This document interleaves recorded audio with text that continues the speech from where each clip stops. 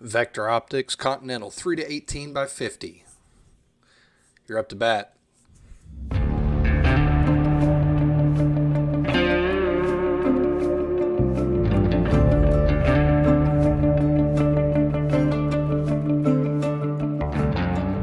Hey guys, welcome back to The Thinking Shooter. Thanks so much for joining us. Hit that like, subscribe button, please.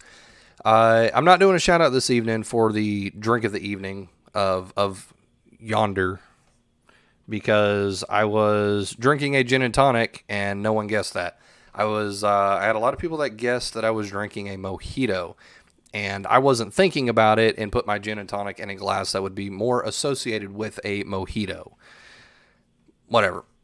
I might finish up the series on the next video by drinking a mojito instead to finish it off. But I am not doing a drink of the evening this week. I'm just drinking some water. Got to stay hydrated for this Texas summer heat we got going on. It's hot out there. Don't forget about the t-shirt giveaway we got going on. The Big Tex Ordnance t-shirt that we got here. Yeah. If you would like to make it yours, you must be subscribed and you must like and comment on all 5 of the scope review videos. Regardless if you want the shirt or not, go ahead and hit the subscribe button, hit the like button. It's free, doesn't cost anything. It helps the channel grow. It gets the information out there, and you'll get the warm and fuzzy knowing that you helped that happen. So let's get into this. Let's talk about the actual optic itself. So we got the Vector Optics Continental 3 to 18 by 50 first focal plane scope.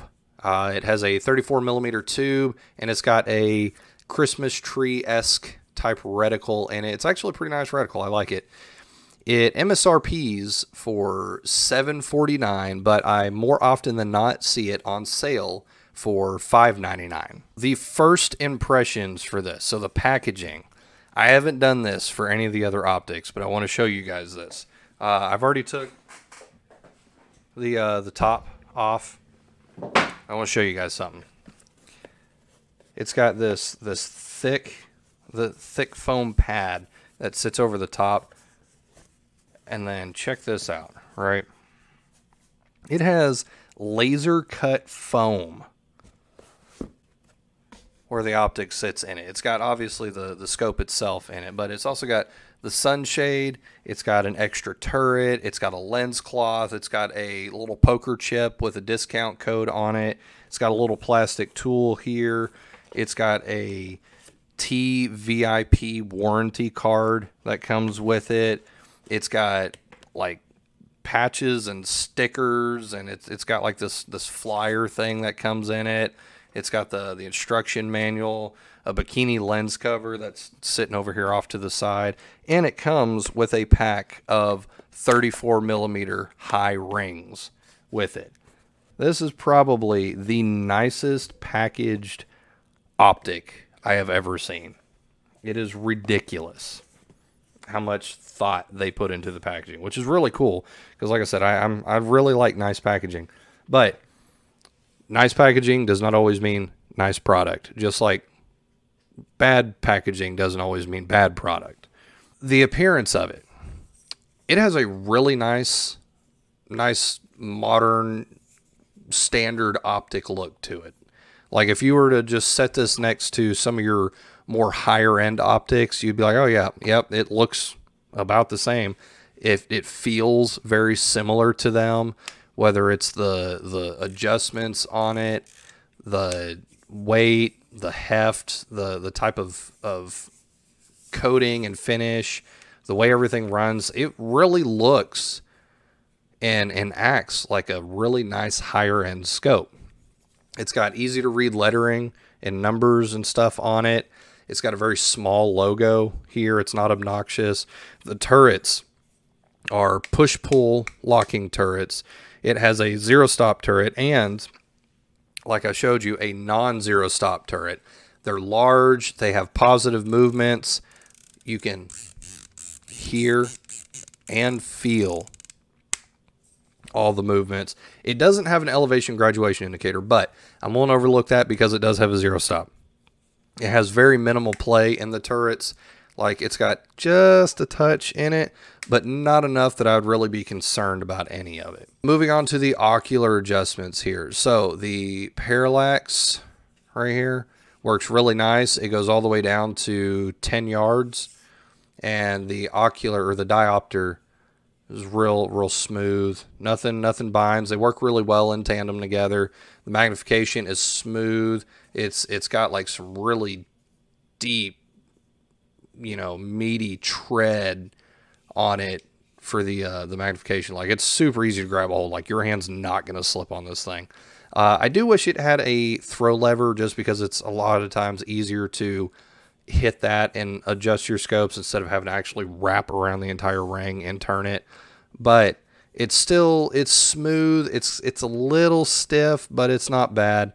Easy to adjust. There's no clunking or jumping or skipping or anything weird going on with it. The glass on it. The glass is actually pretty nice. It's not bad. It's got really good light transmission. It has the smallest amount of chromatic aberration, but there was no hazing or distortion that I could tell in it. The reticle, very nice. It has a full scale that goes all the way down to 10 mils on the bottom, 4 mils up top, and then 8 mils on either side for your windage. And it's got little hashes on all, you know, windage and elevation that are 0.2 mils in their movements. So going into firing, like I said, I wish it had a throw lever, but you know, whatever. Not really a big deal. I'm just kind of partial to those. It feels great. There's not really any concerns. Like I said, I'm not going to knock this thing for not having an elevation graduation indicator, because it does have zero stop capabilities. Overall, I thought it was a really nice looking scope, and I couldn't wait to shoot it. So I get out to shooting it, and I have the zero stop turret on it, and I'm using the same bolt gun as previously described, but I kind of had an issue when I went to zero. I realized that there was no way that I could figure out that would let me move the turret down. So like when I went to mechanically zero it and everything and then actually shoot it, I could not for the life of me figure out how to get this thing to move down, because most zero stop turrets have a way that you can bypass the zero stop to allow you to zero and then reset the zero stop itself. I couldn't figure it out. I looked in the instruction manual. There was nothing I could find that talked about that. So either there is a way and they just didn't make that clear because it's not very intuitive either, or they need to find a different design for their turret, for their zero stop, that allows you to only have to use the one turret, zero it, and then you can adjust your zero stop. So maybe there is a way, and I just am a goober and couldn't figure it out. But anyway, I ended up having to put the non-zero stop turret on to be able to do most of this stuff. Once I realized that, put it on, got it zeroed, no issues, did the box test, everything worked great, shot out to distances of 100 to 800 yards on a 10-inch plate, tracked very well, no problem getting on target. Like I said, it was just the only hiccup that I had at the moment was just I couldn't get it to zero with the zero stop turret. I had to use the non-zero stop one. And then I get to the torture test, right? So here's where things get fun for me. I mean, it was really fun shooting. This thing was actually, I'm going to backtrack a touch. This thing was actually really pleasant to shoot with. Like, I really did like how it shot. It was a simple Christmas tree style reticle. The turrets responded very well. Everything was on track for this scope to do phenomenal. I really loved shooting with this thing. It was very nice. I can't stress that enough. It really is a fantastic optic for shooting. So getting into the torture testing, like the rest of them, I started, again, kind of some base here. The tests were to test the optics, durability, and kind of see where the limits were, but they needed to be reasonable because the objective was not to break the scope. I don't want to break anything that I'm sent to test, but I do want to see what it will do and if it will hold up to what I expect it to, because it should be reasonable that X should hold up to Y, right? So anyway, getting into the drop test, the first drop did great. There was no shift in zero. It didn't affect the tracking, nothing. Second drop, and again, the first drop was on the elevation turret. Second drop on the windage turret, no shift in zero, no effect on tracking. Everything did great. Third drop, dropped it on the parallax turret. Again, no shift in zero, no effect on track. It was on track. I'm like, you know, this thing's a tank. I'm really digging this thing. It shoots great, and it tracks just. This thing is an awesome scope. So I go to the next part, do the water test, put it under running water. No water in the tube, no issues tracking or affecting zero. Submerged, dropped it in for a minute. Again, pulled it out, tested it, no issues with tracking or shift in zero. There's no water in the tube that I could see. Put it in the oven, the 170 degrees for 10 minutes. Came out, again, no issues at all. There was no shift in zero, no effect on tracking.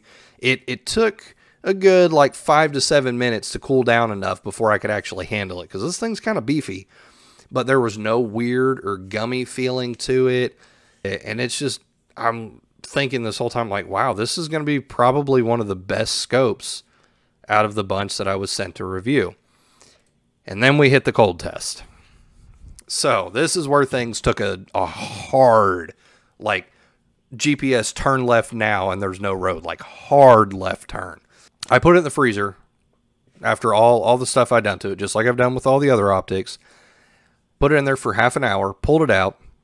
The entire front lens had completely fogged across its face. Wasn't uncommon. You know, I had a couple other scopes do that. Not a big deal. Figured I'd give it a couple minutes. Like, I couldn't see through the scope at all. But I was like, I'll give it a few minutes. Had a couple other scopes, had the same issue. Just give them a few minutes. They'll warm up and the fog will go away. After about 15 minutes, I was like, oh, cool. The fog on the front lens is gone. I looked through and I still could not see through the scope. And I realized I found there were water droplets on the inside of the tube that were on the front of the rear lens of your ocular. They're on the front of the ocular lens. There were water droplets just sitting on there, and the inside of the scope, the front of the ocular lens was also fogged, like completely. And I could not see through it. I'm like, that's kind of weird. I don't like that. It was still so thick and I couldn't see. And then about 2 to 3 hours later, I could kind of see through it enough that I would maybe shoot if I had to. But it still had a lot of water droplets and moisture on the lens. And I'll put pictures up. Water droplets and moisture on the inside of the scope on the front of the ocular lens. So I attempted to dry the scope out. My theory was I was going to attempt to dry the scope out so I could repeat the test and see if, maybe just something weird happened, right? So I put it back in the oven. I turned the oven on to 170, and then once it hit temp, I turned it off and put the scope in there to see if that would help dry it out and everything. And afterwards, when I pulled the scope out, it did dry it, but there were still water droplets on it, and the entire view of the scope was completely hazed, and it stayed hazed. Like it had a permanent haze to it. It just would not go away. It stayed like that. At this point, I'm like, well, all companies have one that just hit a snag. Sometimes they don't pass QC, or they get past QC or whatever. I'm not going to blame the company. Stuff happens, whatever. Let me try out their warranty and see how this goes. So I pulled out that little warranty card.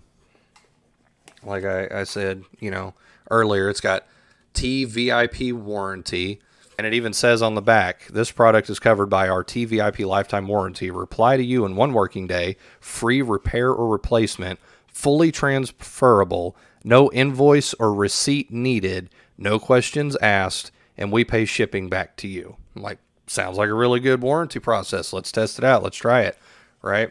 So I sent him a message, told him that I was trying. So honestly, I really was trying to be as just, hey, my scope's broken, not working, and I need a new one. Because I didn't want to give away that I was doing a review, because I didn't want them to treat me differently than a regular customer.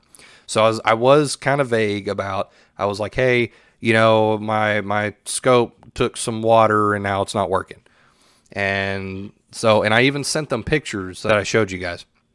And they said, okay, cool, we'd love to help you out. Can you give us your order number? And I'm like, I don't have an order number. I was sent the scope to test. I obviously didn't have an order number. But I didn't want to tell them that. I was like, I don't have an order number. You know, I got the scope a while back and I don't have it anymore. And they're like, oh, okay. Well, we'd love to help you, but you know, we need the order number. And I'm like, what happened to no questions asked and no receipt or invoice or anything required? Like, what's going on here? And they kept getting the runaround. And finally I was like, hey, I was sent this optic to do a review on. It broke during testing. What are we doing now? And they're like, oh, let's help you out. And then they were very helpful after I told them that. So we'll talk on that in a minute. They seemed surprised whenever I told them what had happened. They said they never encountered that issue before. Told me to dry the scope out and then fully submerge it in 50 centimeter or roughly 20 inches of water for half an hour. And then if it did the same thing, you know, send it back. Well, I couldn't get the optic to dry out. So I was like, hey, what do you guys recommend? And they're like, hey, let it sit outside for, you know, a few days or something. So I did that. Still nothing, still permanently hazed on the inside. And I was like, hey, it's not drying out, so I can't do the water test. What do you want me to do? And so they sent me a prepaid label and said, just send it back. We'll test it when we get it, and we'll just send you a new optic. So they did. And it, you know, like I said, after I told them, hey, I'm a reviewer, here's what's going on, they were super helpful. This is a new scope. This one has not been tested. My final thoughts on this are, I really didn't like that I had to use both turrets to zero the optic due to the zero stop design. I really like that it has a zero stop. And if I'm not even going to say that if you need a scope that has a zero stop but have a lower budget to get this, because there's other scopes that I would recommend over this if you need a zero stop that are better, just because zero stop design is better. I really wish that they would come up with a design that would allow you to zero the optic, like dial down and then reset your zero stop. And if there is a way to do it, then illustrate that and make it apparent, because I couldn't figure it out. There's nothing in the instructions that talk about it. That needs fixed. Aside from that, everything performed phenomenally. Like, this scope was just an absolute pleasure to shoot with. It worked great. It had a wonderful eye box on it. The magnification was really good. Like I said, it had a little bit of chromatic aberration. Most scopes are going to, unless you get into like your super high-end scopes. It really was a good scope. And then we hit the cold test, and it just, man, if it would have passed that, it would have done great. The lifetime warranty thing, it was kind of a pain in the neck, because I was like, well, it says right here, no invoice or receipt needed. So I don't know why you would need my order number. Just, I have your scope. I sent them the serial number of the scope. You know, just help me out, right? That's how that should have ran, because it's transferable, so it doesn't matter where I got it from. I have their scope. I gave them the serial number for the scope, and they're like, oh, well, we need the order number. Well, obviously I don't have one. So after I told them, it really seemed like they only helped me because I was a reviewer. And I really, really do hope that that's not the case, because I really don't like it when companies treat others differently because of their status or they're doing something for them. I was really trying to go into that as just a regular customer, and I ended up having to tell them I was a reviewer. Keep your order number just in case. Maybe this was a one-time thing. I want you to keep in mind throughout all of this, this is an example of one. All the issues that I had, it's just an example that I had. Your mileage may vary, All right. I want to make sure I clarify that. I'm not bashing them. If there's a few issues that they could fix, I would really like to see that. This thing really would have been high on the list, but between performance and honestly, even the price of it wasn't terrible with everything it had until it hit the cold test. But you know, like I said, it would have been very high on the list, but ended up being the worst performer because of its catastrophic failure that it had with the freeze test. It's priced entirely too high at $750 if this is a recurring problem. Like I said, if I don't have any other issues, because I'm going to end up shooting with this one, and I'm actually going to mount this on one of my rifles, let it run as a normal wear scope, and see if I have any issues with it. I think it's entirely too high if this is a recurring problem. If it's not, then, you know, this is just take it with a grain of salt. I do see this, like I said, on sale more often than not for $5.99. Assuming all the issues are fixed, or if this was just a fluke, it really is a great scope at the sale price. And honestly, even if it's a little higher, I don't think it's a bad scope. I think it's actually a really good scope if that gets fixed. And I really hated to see that, because I really liked how this thing looks. I like how it feels. I like how it shoots. I like how everything operates on it, with the exception of the zero stop here. Other than that, I reached out, like I said, with all of them, gave them my feedback. They said the article was very professional and well written. They found the review to be meaningful to any viewers of the review and users of the optic. And they respect that my testing was objective, and they accepted the advice that I gave. So I really like the fact that they took the advice that I gave them, because like I said, everything I'm saying here, I told them. And I'll actually link them or send this video to them when I'm done and have it up. So just in case something was said in one and not the other, they don't get blindsided and be like, oh, well, he didn't tell us that. Yeah, so I'm very grateful that they took the advice that or the feedback at least that I gave them. And I hope they really take it and do something with it, instead of doing what some other companies do and be like, screw you. Other than that, guys, in closing, don't forget about the t-shirt giveaway here. Again, we got one more video coming up. If you want this Big Tex Ordnance t-shirt, subscribe, like, hit the notification bell, or subscribe, like, and comment on all 5 of the scope review videos. But regardless, if you want the shirt, subscribe, like, hit the notification bell, all that good stuff. Again, helps the channel. It's free. Doesn't cost anything. Yeah, let me know what you'd like to see in the future, guys. Let me know what thoughts you have. Hit us up on Instagram. Have an Instagram, The Thinking Shooter. And, yeah. Make my sense. Later.